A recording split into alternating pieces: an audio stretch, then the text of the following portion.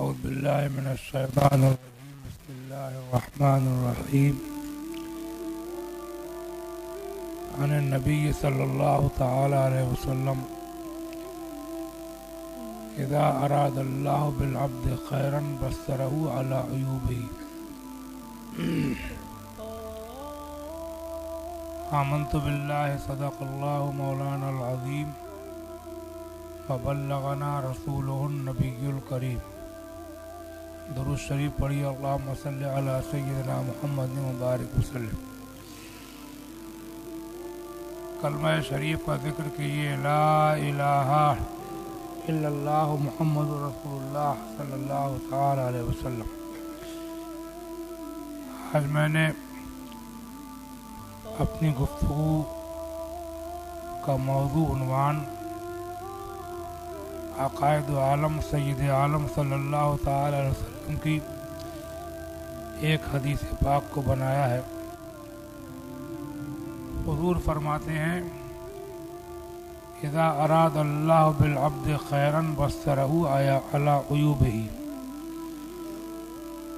इस हदीस का तर्जुमा ये है कि जब अल्लाह ताला किसी बंदे को नेक बनाना चाहता है या उसके साथ नेकी का भलाई का इरादा फरमाता है तो उसको उसके अपने ऐब दिखा देता है।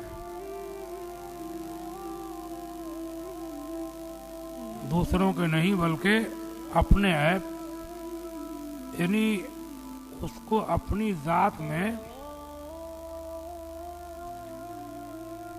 कमियां नजर आने लगती हैं कि मुझसे ये गलती हुई, मुझसे ये कमी हुई। अपनी कमियां जिसको खुद नजर आने लगे,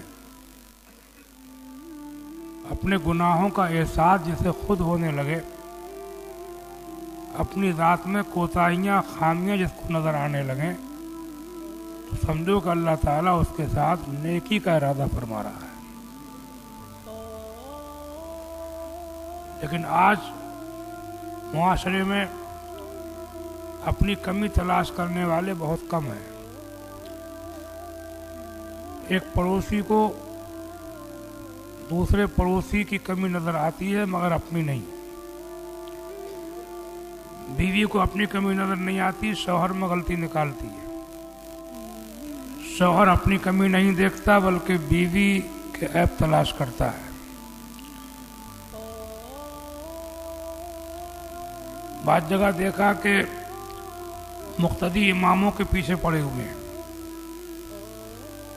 कई इमाम मुक्तदियों के अंदर कमी देख रहे हैं, बेवजह की कमी, बेवजह की शिकायत है। तो मुआशरे के अंदर मुआशरे को सही रखने के लिए, मुआशरे में अमन व अमान कायम रखने के लिए ज़रूरत इस चीज़ की है कि हुजूर की हदीसों पर अमल किया जाए और हर शख्स दूसरों की कमी देखने से पहले अपनी कमी टटोल ले कि मुझ में क्या गलती है।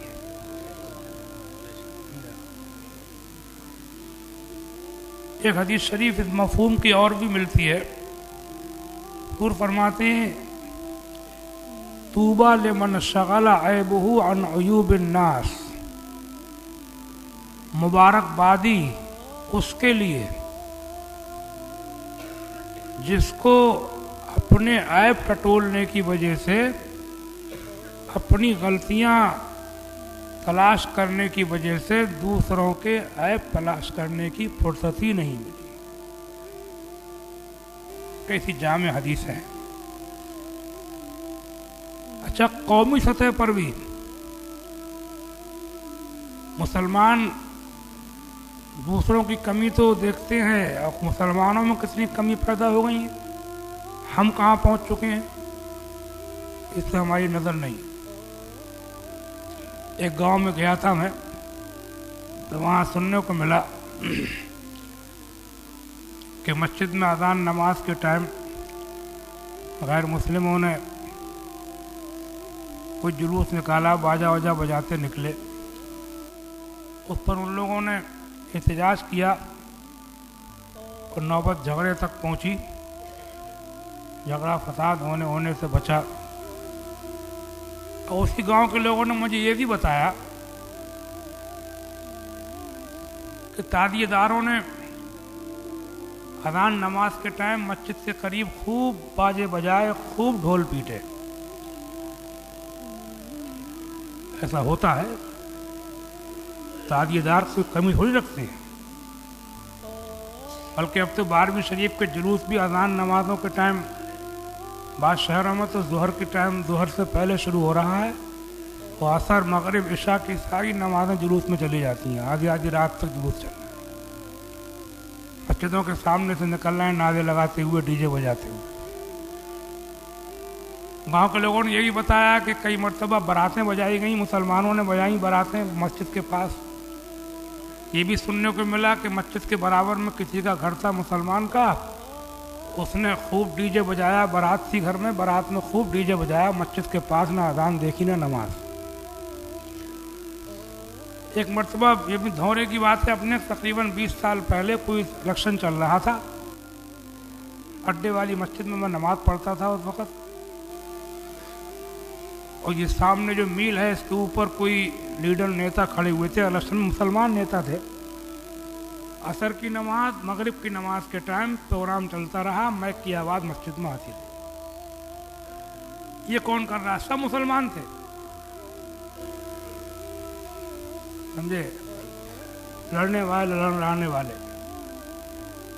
तो कुल मिलाकर के बात यह है कि मैं ये नहीं कह रहा हूं कि उनको छूट दे दी जाए गैर मुस्लिमों को। वो अगर परेशान करते हों हमारे दीन के मामलात में, हमारे ज़ाती मामलात में, तो उनके खिलाफ जहाँ तक हो सके कानूनी चारा योजना करना चाहिए। लेकिन अपने आप को भी तो संभालना चाहिए हमें। हम क्या कर रहे हैं? जब आतिशबाजियाँ करने पर आते हैं तो देखते हैं कि हम नमाज का टाइम है, अज़ान का टाइम है, किसी के सोने का टाइम है।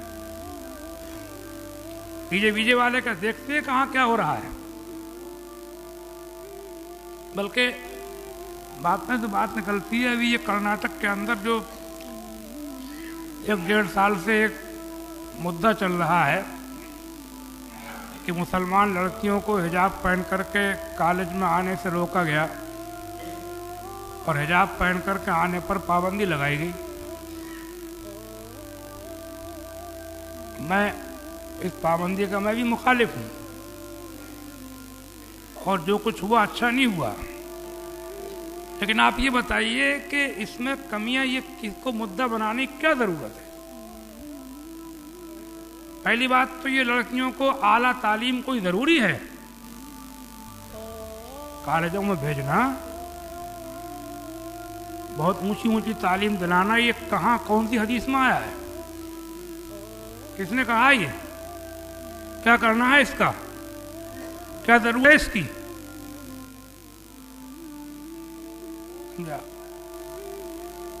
और दूसरी बात यह है कि अगर पढ़ाना ही है, ऊपर से ऐसा कोई कानून नहीं है कि वो तरगीब देते हैं कि पढ़ाओ लड़की पढ़ाओ, लेकिन ऐसा कोई कानून नहीं है कि आप नहीं पढ़ाएंगे तो आपको आला तालीम नहीं होगी, ज़्यादा ऊंची पढ़ाई नहीं होगी तो आप पर कोई मुकदमा, ऐसा कुछ नहीं है अभी, समझे आप। लेकिन मुझे ये बताओ कि ये भी तो हो सकता था कि हम मुसलमान अंग्रेज़ी, हिंदी और दूसरी दुनियावी उलूम जो हैं उनको पढ़ाने के लिए भी अपने स्कूल भी तो खोल सकते हैं। हम गैरों में क्यों भेज रहे हैं? इतना मालदार मुसलमान है, इतनी प्रॉपर्टियों वाले, जायदादों वाले सब जगह हैं कि अकेला पूरा स्कूल चला लेगा, अकेला। अगर ना भेजेंगे वो नहीं, समझे नहीं? अपने स्कूल खोलो, हाँ? दुनियावी तालीम भी पढ़ाना है तो अपना स्कूल खोलो और उसमें तालीम भले से अंग्रेजी हिंदी की हो, भले से जाग्रफी, इतिहास, तारीख और साइंस की हो, लेकिन तहजीब अपनी हो। बच्चा आए सवेरे को अल्लाह का नाम लेके पढ़े, अंग्रेजी पढ़े मगर खुदा का नाम लेके पढ़े।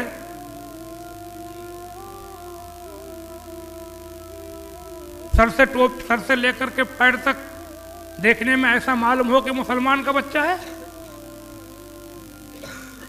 ये काम नहीं कर सकते क्या हम? हो सकता है, मगर बात यह है कि लोगों को बस दूसरों की तनकीदें मुद्दे बनाना, हर बात को मुद्दे बनाना, हर बात को मुद्दे बनाना, वो हमारे दुश्मन, वो हमारे मुखालिफ, वो हमारे दुश्मन, वो हमारे मुखालिफ।